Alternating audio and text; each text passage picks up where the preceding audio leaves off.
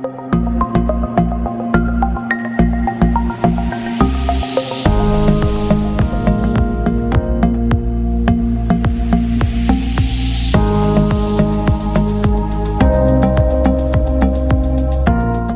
Question. अल्हम्दुलिल्लाह 1997 में I had a passion कि मैं I wanted to be a trainer, और Lahore chamber of commerce and industry में मुझे अपॉर्चुनिटी मिली, जो कि एक हब था और इंडस्ट्री से कनेक्टेड था, और वहाँ पे अपॉर्चुनिटीज़ इस तरह की बहुत सारी थी कि ट्रेनिंग एंड कैपेसिटी बिल्डिंग चलती थी।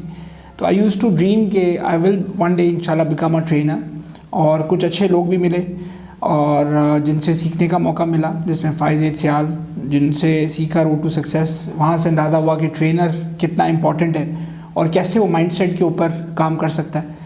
और फिर वहाँ से कॉन्फिडेंस गेन करते हुए पहला सेशन जो मैंने पढ़ाया that was in the industrial sector, और वहाँ पे वर्कर्स को उनके मैनेजर्स की ट्रेनिंग की, शॉप फ्लोर के ऊपर स्टार्ट की, एग्जांपल्स देना शुरू की। और उसके बाद फिर 1999 में I just started working as a formal trainer अल्हम्दुलिल्लाह, वेयर बाय पर्पस यही था कि ऐसी ट्रेनिंग करवाएं कि जिसके अंदर लोगों को इंगेज किया जा सके, उनको सोने ना दिया जाए और उनको जगा के रखा जाए, और उनमें और ट्रेनिंग के अंदर जान डाली जा सके। तो that was my target. Aahista Aahista slowly gradually foreigners के साथ भी अटैच रहा, और उन फॉरेनर्स से भी मुझे अंदाज़ा हुआ कि वो खेल खेल में लोगों को सिखा देना यही एक ट्रेनिंग का जो है वो एक गुर है, और आपकी एक्सपीरियंशियल लर्निंग जो है वो यहीं से स्टार्ट होती है, जिस पे वो विद इन नो टाइम आप देखें, अगर उनकी स्कूलिंग में भी देखें तो खेल खेल में बच्चे को वो कायदा भी सिखा देते हैं। हम एक कायदा पूरा साल बेचारा रगड़ता रहता है, वहाँ पे कई कायदे वो सिखा जाते हैं। So that was the idea where I picked the training and got into the training as such as a profession. So today I'm proud that I've conducted number of training programs, not only from Lahore Chamber, but after resigning from the Lahore Chamber, I joined government, and then this was across the Pakistan, even at international level too.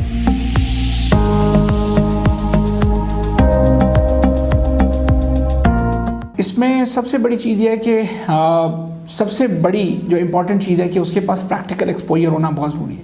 It's not only the communication skills which is required to be a professional trainer. Personal development के अंदर आपको practical exposure आना बहुत ज़रूरी है, ताकि जब आप स्टेज पे खड़े हों तो स्लाइडें रीड ना करें, उस वक्त आप प्रैक्टिकल एग्जांपल्स कोट करें जहाँ पे आपने काम किया हो, जहाँ पे आपने कोई डिलीवर किया हो, जहाँ पे इम्प्लीमेंटेशन करवाई हो।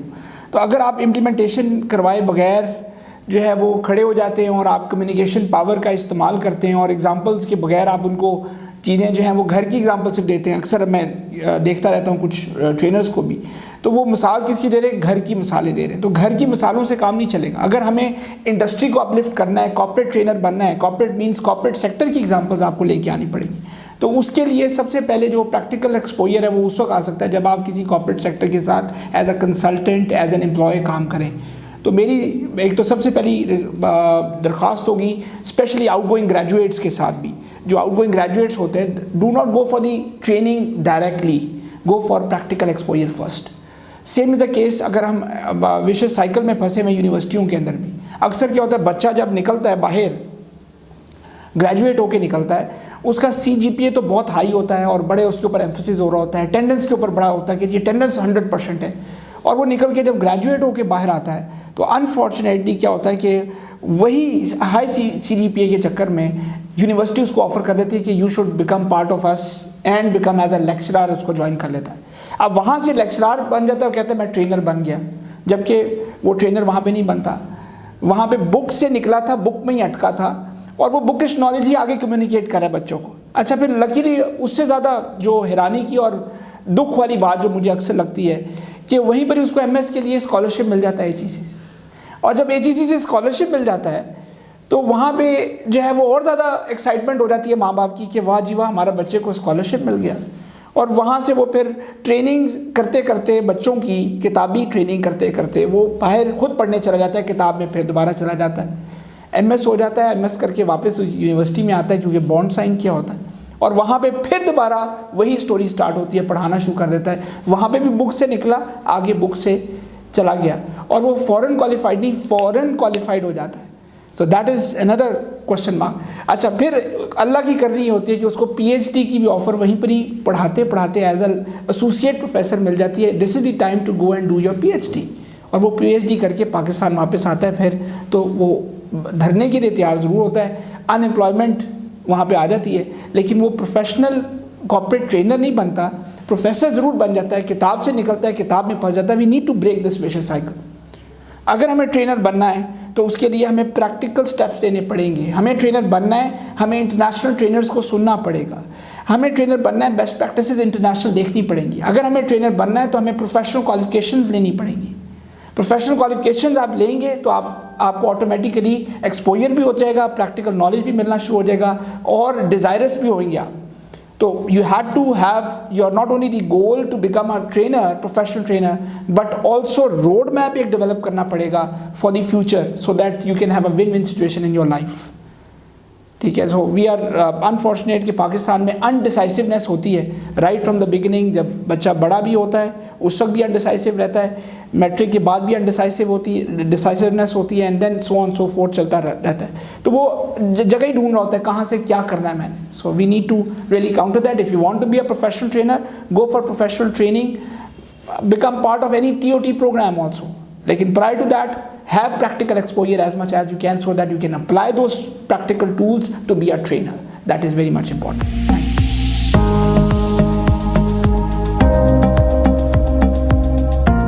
Okay, मॉडल बनाने का तो मकसद ये होता है कि we should bring perfection in the institution. आज जब मैं अदारों को देखता हूँ, SMEs को देखता हूँ, लार्ज इंडस्ट्री को देखता हूँ, हमारी जितने भी इस वक्त अदारे चल रहे हैं, as a consultant I been working with number of companies, वहाँ पे सबसे बड़ा फुकदान है, इनएफिशिएंसीज बहुत ज़्यादा है, प्रोसेस ऑप्टिमाइज नहीं है, डिलेज बहुत ज़्यादा है, साइकिल टाइम बहुत ज़्यादा है। सक्सेस फैक्टर्स उस वक्त आते हैं जब आप इन चीज़ों के ऊपर काम करें। हमारे पाकिस्तान के अंदर सिर्फ फोकस क्या होता है कि गवर्नमेंट से हमें रिबेट मिल जाए, गवर्नमेंट से हमें बिजली सस्ती मिल जाए, गवर्नमेंट से हमें जो है वो टैक्सेशन का निज़ाम हमें फ्री टैक्स फ्री हो जाए, जोन मिल जाए हमें। This what they are always expecting from the government. However, there are lots of things which they are supposed to do themselves. अगर वो सक्सेस फैक्टर में आना चाहते हैं तो सबसे पहले उनको जो है प्रॉफिटेबिलिटी के ऊपर काम करना पड़ेगा। They have to work on the profitability. There are 4 factors which I would love के शेयर करें और ये पैगाम जाए उनके कि प्रॉफिटेबिलिटी कैसे बढ़ानी है। क्या बंदे निकाल के प्रॉफिटेबिलिटी होगी? सॉरी, बंदे निकाल के प्रॉफिटेबिलिटी बढ़ती नहीं है, बल्कि अगर आप बंदे बढ़ाएं तो आप प्रॉफिटेबिलिटी भी बढ़ा सकते हैं। इट्स नॉट, कॉस्ट आपकी रिड्यूस होती है।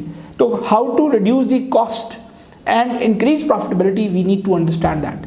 देर आर हिडन कॉस्ट फैक्टर्स जो पाकिस्तान के अंदर मौजूद है और वो रीवर्क के एसोसिएटेड है, आपकी डाउन टाइम्स है, मशीन के डाउन टाइम्स हैं, चेंज ओवर टाइम्स है, मिस मैनेजमेंट हैं जो कि इंडस्ट्री के अंदर प्रवेल कर रही है। और हमारी इंडस्ट्री उस तरह काम नहीं कर पा रही होती जिस तरह चाइना की कर रही है। आज एक पोलो शर्ट पाकिस्तान के अंदर 40 मिनट में बनती है, जबकि चाइना में यही पोलो शर्ट 11 मिनट में बनती है। वो 4 बना के फारिग हो जाते हैं, हम 1 बनाते हैं। This is the difference. So profitability को करने के लिए आपको एफिशिएंसी लानी पड़ेगी, प्रोडक्टिव होना पड़ेगा और प्लस लेबर को माइंडसेट चेंज करना पड़ेगा। यहाँ पे वो सॉफ्ट स्किल की इन्वेस्टमेंट लाना बहुत ज़रूरी होगा। दूसरी चीज़ जो इंपॉर्टेंट है प्रॉफिटेबिलिटी के अलावा, दैट इज़ स्केलेबिलिटी।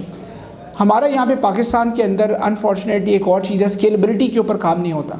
कुछ अच्छे लोग भी हैं लेकिन वो स्केलेबल बिजनेस करने को तैयार नहीं है। लेट मी कोट एग्जाम्पल, अगर मैं स्केलेबिलिटी की बात करूँ तो स्टाइलो शूज़ ने स्केलेबिलिटी बढ़ाई। आज 140 ब्रांचें उनकी ऑन बोर्ड हैं, they are expending, they are scalable business कर रहे हैं पूरे पाकिस्तान के अंदर। बोरजान पूरे पाकिस्तान में स्केलेबल बिजनेस कर रहे हैं। लेकिन क्या स्केलेबिलिटी जब नहीं बढ़ाई तो उससे क्या होता है कि आपका वो डाउन दी ड्रेन चला जाता है। आज अगर फ़ीका लस्सी वाला, दो डाउट के बहुत मशहूर है फ़ीका लस्सी वाला, पूरे दुनिया में मशहूर हो चुका है कि पाकिस्तान की टॉप मोस्ट लस्सी है, लेकिन वो ग्वाल मंडी के अलावा कहीं नहीं मिलती है। आज अगर वो स्केलेबिलिटी अपनी बढ़ाता है, आउटरीच ज़्यादा करता है, तो उसकी प्रॉफिटेबिलिटी भी बढ़ेगी, प्लस उसकी जो है वो इनकम भी बढ़ेगी। तो हम लोगों ने यहाँ पे स्केलेबल बिजनेस की बात ही नहीं की है। हम समझते हैं कि बस डिस्काउंट सेल करने के बाद हम लोग अपना जो है वो किसी तरह बस पैसे पूरे करें, हम बड़े स्केलेबल बिजनेस की तरफ ना जा सकें। तीसरी इंपॉर्टेंट चीज़ है स्पीड ऑफ ट्रांजैक्शन। हमारे मुल्क में एक और चीज़ आई है कि सॉफ्ट लोन्स जो हैं वो इंडस्ट्री को दे दिए जाते हैं। अब वो सॉफ्ट लोन्स देने से क्या होता है कि रेट ऑफ इंटरेस्ट जो है वो बढ़ रहा होता है। इवन साइकिल टाइम आपका चेक का क्लियरेंस का 3 दिन 2 दिन 3 दिन 4 दिन लग जाते हैं, आउट स्टेशन चेक के 5 दिन लग जाते हैं कई दफ़ा। रिजल्ट व्हाट हैपन इज़ कि आपका जो है स्पीड ऑफ ट्रांजैक्शन जो है वो बहुत ज़्यादा होनी चाहिए और आपको इंटरेस्ट उसके अगेंस्ट दे रहे होते हैं। सो जितना स्पीड ऑफ ट्रांजैक्शन तेज़ होगा उतनी ज़्यादा प्रॉफिटेबिलिटी बढ़ेगी, आपको इंटरेस्ट नहीं देना पड़ेगा। चौथी चीज़ बड़ी इंपॉर्टेंट जो कि सक्सेस फैक्टर के अंदर आती है, अगर if you want to be competitive advantage लेना बहुत ज़रूरी है। सिग्नेचर स्ट्रेंथ आइडेंटिफाई करें हम लोग अगर अपनी सिग्नेचर स्ट्रेंथ आइडेंटिफाई कर ले कि ये हमारी स्ट्रेंथ है, उस तरह ही हम लोग करना चाहते हैं, इस फील्ड में एक्सपैंड करना चाहते हैं। हमारे पाकिस्तान में क्या होता है कि अपनी फील्ड से हट के 10 और फील्डें खोल के बैठ जाते हैं। वो कहते हैं ना कि कई कश्तियों में सवार हो जाते हैं, मल्टीपल। रिजल्ट क्या होता है? रिजल्ट ये होता है कि अपनी भी कश्ती चली डूब जाती है और दूसरी भी चली जाती है। इसकी एग्जांपल टेक्सटाइल सेक्टर है पाकिस्तान का। जब 2005 में WTO का कोटा लिफ्ट हुआ, रिजल्ट क्या हुआ? कोटा ख़त्म हुआ, कंपटीशन में आ गए। जो सबसे ज़्यादा बनाएगा वही ज़्यादा एक्सपोर्ट करेगा। हमारी पाकिस्तानी टेक्सटाइल कम्पीट नहीं कर सकी इंडोनेशिया को, मलेशिया को, वियतनाम को, अदर कंट्रीज़ को, इवन इंडिया को, चाइना को। और हम लोग जो बनाना चाहते थे वो उस क्वांटिटी में बना ही नहीं पा रहे थे। Speed efficiency was the issue and resulted in what कि हमारा सिस्टम जो है वो फेल हुआ, हमारी टेक्सटाइल इंडस्ट्री डूब गई।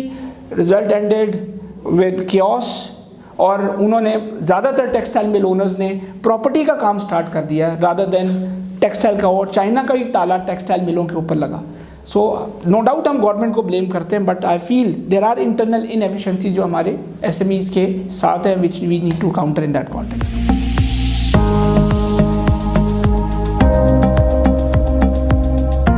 पूरी जो इस वक्त डायनामिक्स है, अगर आपने पूरे मुल्क के अंदर तब्दीली लानी है, इंडस्ट्रियल सेक्टर में तब्दीली लानी है, इंस्टीट्यूशंस के अंदर तब्दीली लानी है, तो सॉफ्ट स्किल्स के सहारे के बगैर नहीं हो सकता।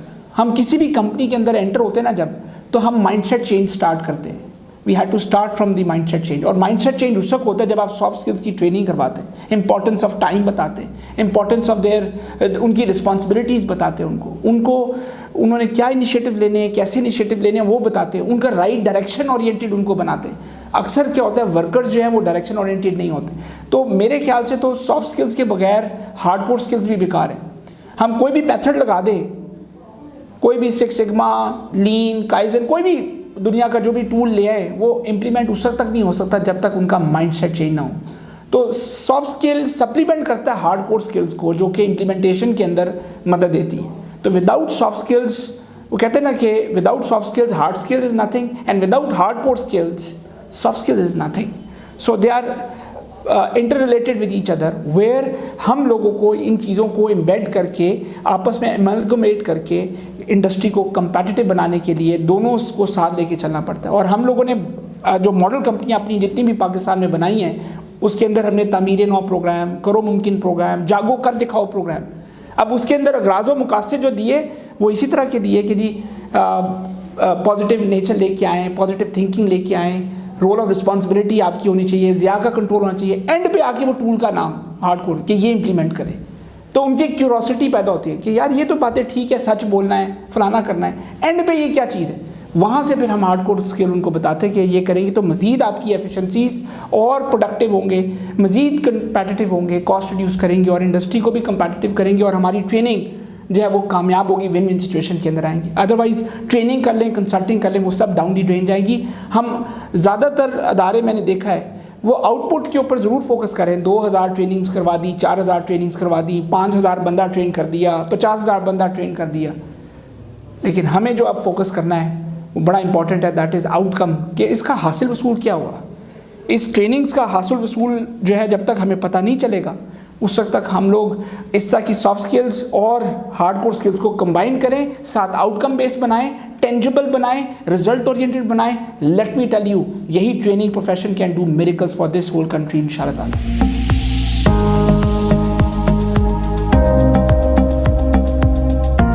पाकिस्तान के अंदर ट्रेनिंग को इफेक्टिव बनाना बहुत ज़रूरी है। इस वक्त बहुत सारे अदारे ट्रेनिंग करवा रहे हैं, इवन पब्लिक सेक्टर के अंदर अगर मैं पोस्टल स्टाफ कॉलेज कहूँ, सिविल सर्विस अकेडमी कहूँ या वापडा स्टाफ कॉलेज को, जितने भी अकेडमीज़ हैं, नीपा हो गई, बहुत सारी इंस्टीट्यूशंस हैं, कोई भी इनमें से competency based curriculum development initiative नहीं लेता।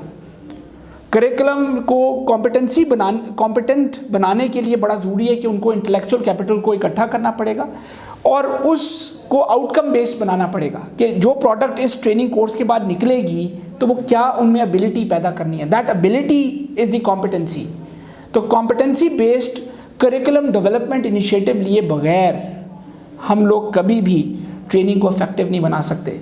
अभी हो क्या रहा है पाकिस्तान के अंदर, जो स्पेशली ये सरकारी इदारे जो इस वक्त ट्रेनिंग भी करवा रहे हैं, ब्यूरोक्रेट्स भी बनते हैं निकलते हैं या ग्रेड अपग्रेडेशन होती है तो गेस्ट स्पीकर बुला लेते हैं, एक गेस्ट स्पीकर बुला, दूसरा बुला, अगले दिन कोई अवेलेबल नहीं तो कोई और बुला लो, कोई सीक्वेंस नहीं है।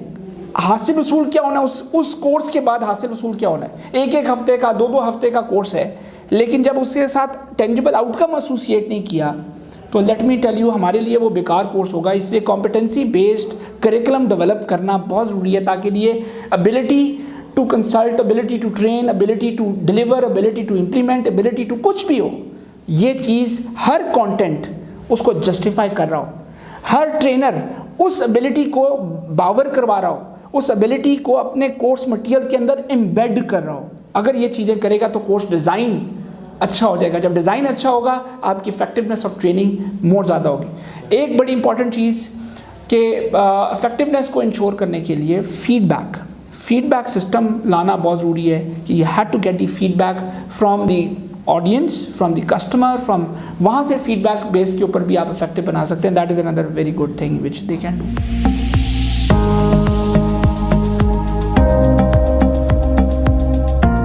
माशाल्लाह जी, कासिम अली शाह साहब के नाम तो खैर आज माशाल्लाह he is pride of Pakistan, और मुझे सबसे ज़्यादा खुशी है कि कम वक्त में in last almost 10-12 years he has done tremendous job, और बहुत सारी सरकारी और प्राइवेट इंस्टीट्यूशंस के अंदर लोगों के अंदर अवेयरनेस और ट्रेनिंग का ट्रेंड, सोशल रिस्पॉन्सिबिलिटीज़ के साथ साथ ट्रेनिंग का ट्रेंड भी प्रमोट किया उन्होंने, और ही गॉट वर्सटाइल नॉलेज माशाल्लाह। और मैं ये कहूँगा कि अगर वो इसी तरह कंटिन्यू रहे, उन्होंने आज एक अपना अदारा बना के लोगों के लिए एक राह रास्त दी है कि किस तरह ग्रूम करना है लोगों को, किस इफेक्टिवली आगे लोगों ने चलना है, तो इससे बड़ी और क्या बात होगी। क्योंकि आज ये शमा ऐसी वो लेके चले हैं जिसके लिए लोग, ये यूनिवर्सिटियों में आपको नहीं मिलेगी Shama, let me tell you that it is the Qasim Ali Shah institution. जहाँ पे आप आएंगे तो आप डायरेक्शन ओरिएंटेड होके जाएंगे, जहाँ पे आएंगे आप विजन ओरिएंटेड होके जाएंगे, जहाँ पे आएंगे स्किल इन्हांस करके जाएंगे, जहाँ पे आएंगे सेल्फ मोटिवेशन लेके जाएंगे,